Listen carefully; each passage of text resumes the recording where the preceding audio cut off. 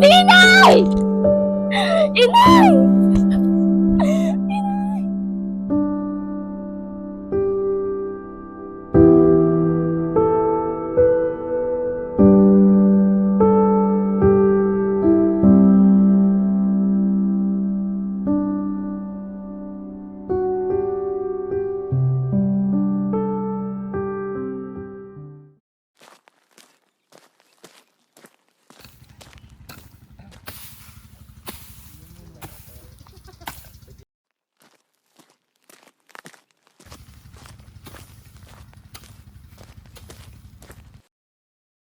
Ano pong may paglilingkod ko sa inyo? Bakit po kayo naparito? Nagawi kami dito sa kadahilan ng kukunin namin ang lupang ito. Ho? Hindi po yan maaari. Ang tagal na po namin tinataniman ng lupang ito. Kung sa gayon, magbayad ka na lang ng 30 pisong buwis.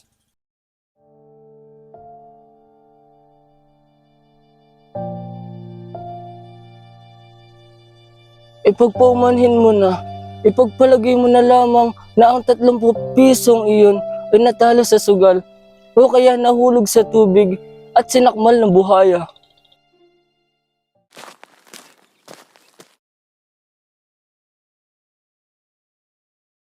Maraming salamat po.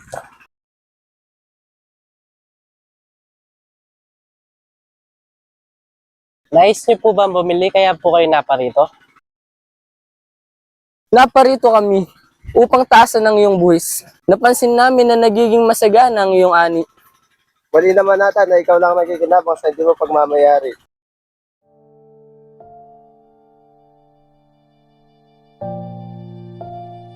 Magpaumanhin ka na lang. Sa wakas, at natupad ko na din ang pangarap kong makapagpatayo ng bahay.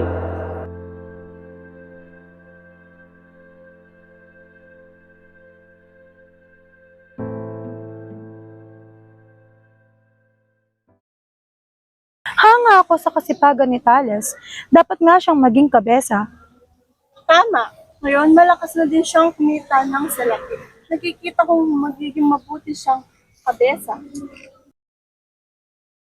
Parang hindi na po yata tama yung sinisingil nyo na 200 buwis. Masyado na pong mataas. Kung hindi kayo makakabayad sa takdang panahon, ay ipapagamit namin sa ibang tao ang lupang ito.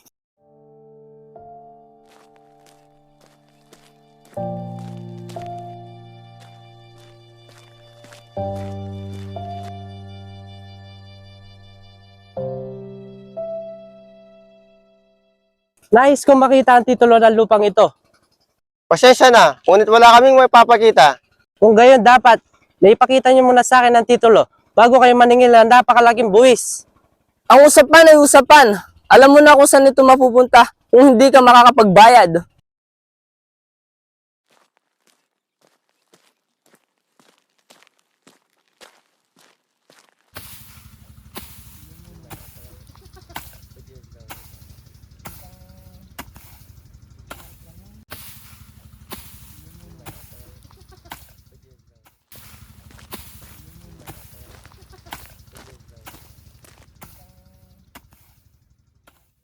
Isa lamang ang masasabi ko. Kailangan niyo magbayad ng buwis upang hindi na ito lumalapa.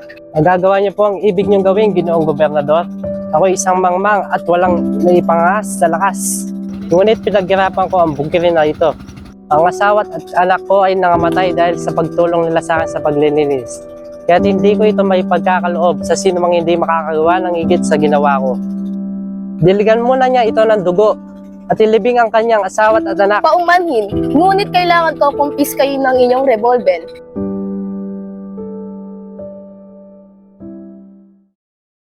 Nais daw ni Kabesan Thales na ibaon ng buhay ang pari sa kanya lupain. Talaga ba? Naku, matindi yung sasapitin niya kapag tinuloy pa niya ang kanyang balak. Hindi yan malayo.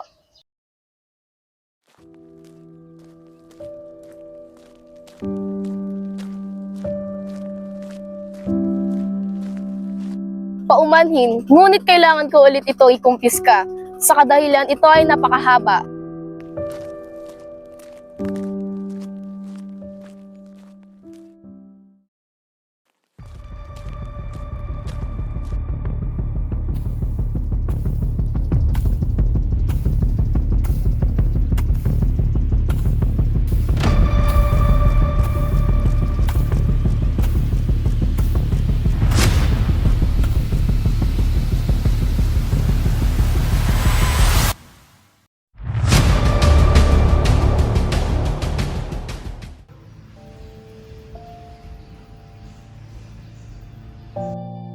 tubusin nyo ng 500 piso si Kabesang Tales.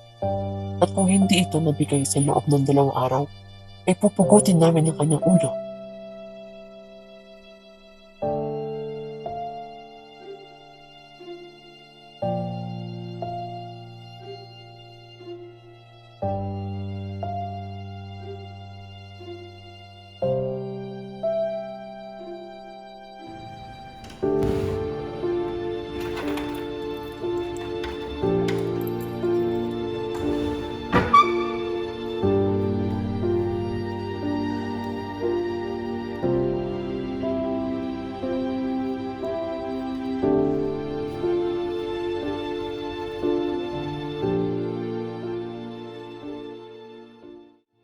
Bakit hindi nyo ipagbili ang bahay na ito? Wala pong mangyaring may bumili. Siguradong natatakot ang mga susubok na tulungan kami. Nais kitang tulungan, ngunit bilang kapalit, maninilbihan ka sa aking bahay.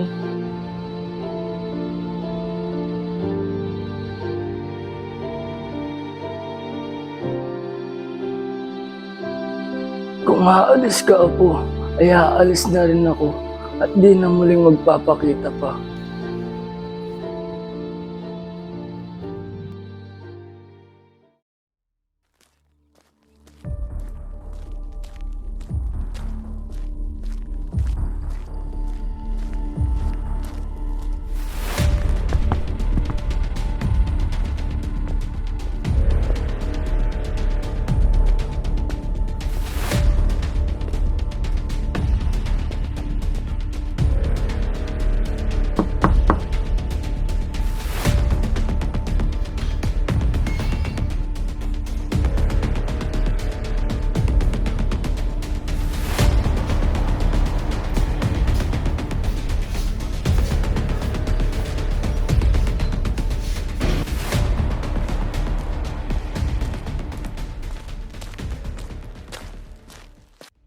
Kaya ba ng yung baril na magpaglaban sa mga tulisan? Mahaba po at malalakas ang kanilang mga baril. Maliit lang ito, pero alam mo bang nakakapagpasabog ito ng ulo? Tiyak na tatamaan ka kahit gaano pa kalayo paputok nito.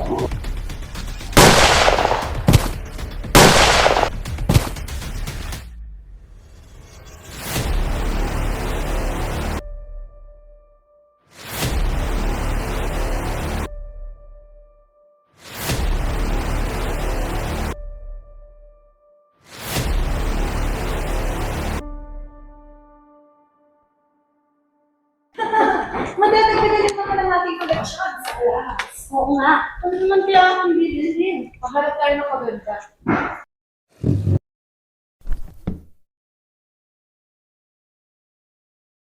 Naririto ang mga kahita ng karangyaan, kagandahan na alam kong magugustuhan ninyong lahat. Natitiyak kong hindi kayo makakapayag na makatanggap ng mga hiyas na pangkaraniwan o mga huwad lamang. Siya nga po, mga brilyante, matatandang brilyante, mga bato sa una. Marahil naman, at ako'y may matatandang alahas na tiyak akong magugustuhan ninyong lahat.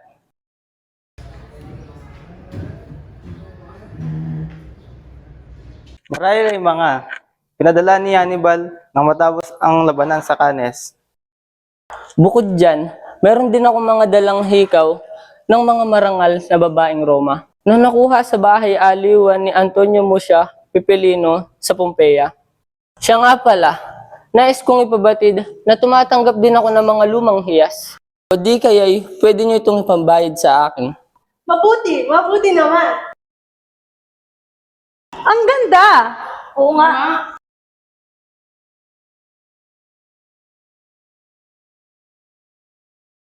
Kayo po, wala po ba kayong may pagbibili? Naku, naipagbili na lahat ng mga alas ng aking anak. At ang mga natitira ay wala nang gaanong halaga. At ang Agnos ni Maria Clara? Siya nga pala. Yaon ay Agnos na may brilyante at esmeralda na ginamit ng aking kaibigan bago magmongha. Saglit lamang.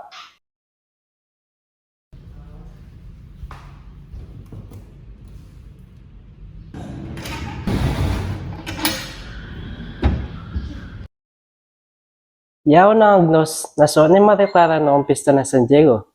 Ibig ko ang pagkakaayos. Sa magkano niyo ipagbibili?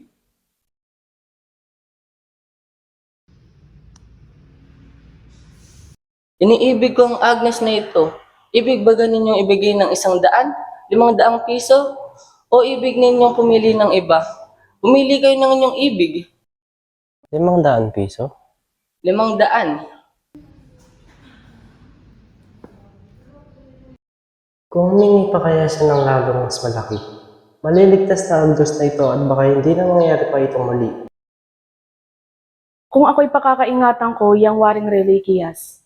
Ang mga nakakita kay Maria Clara sa kumbento ay nagsasabing na malas nilang payat na payat ito, kaya't inaakalang mamamatay na banal.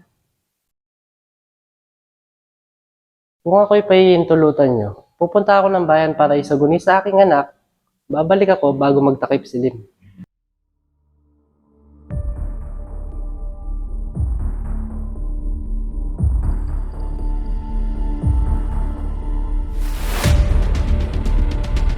Buti, namatay ang anak ni Taris, ang kanyang asawa. Oo nga.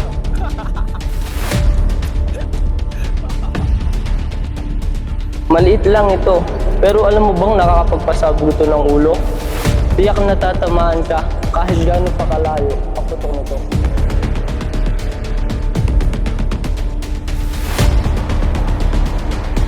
Kura!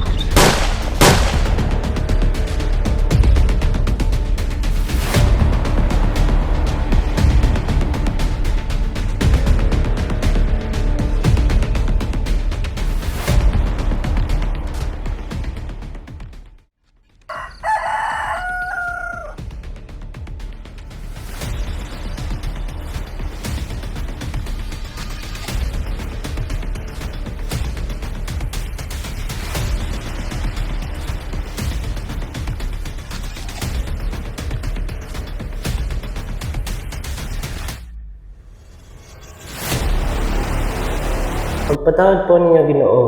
Nakain na sa aking bahay, pinagnanakawan ko kayo. Ngunit ang pangangailangan ay isa na lubok sa akin. Ngunit iniwan kong kapalit ng inyong baril, ang Agnos na pinananasan. Kailangan ko ang armas at makikisama na ako sa mga tulisan.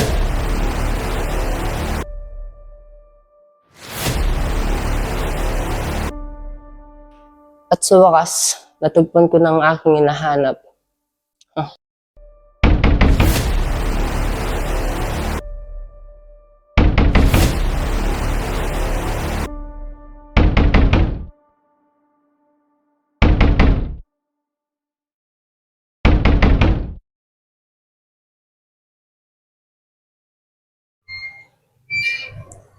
Bakit kayo naparito? Pinapunta kami ng Alperes upang uliin si Cabezang Tales. Meron siyang 2 pinatay kagabi.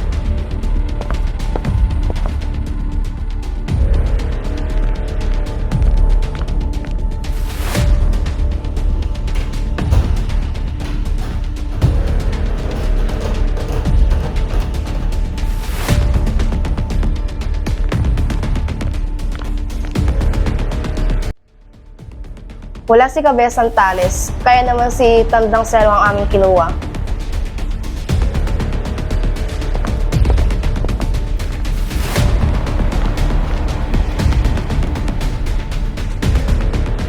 Ginoo, patawad sa aking kapangasan. Kinuha ko ang baril niyo upang masinga ng ilang pagkakautang. Kapalit ng Agnos, bilang kabayaran, pinapayaw ko kayo mag-ingat. Dahil ikinalulungkot ko sa ating mga pagkikita, ay huhulihin namin kayo. At ipapatubos sa malaking presyo, tulad ng inyong mga alahas.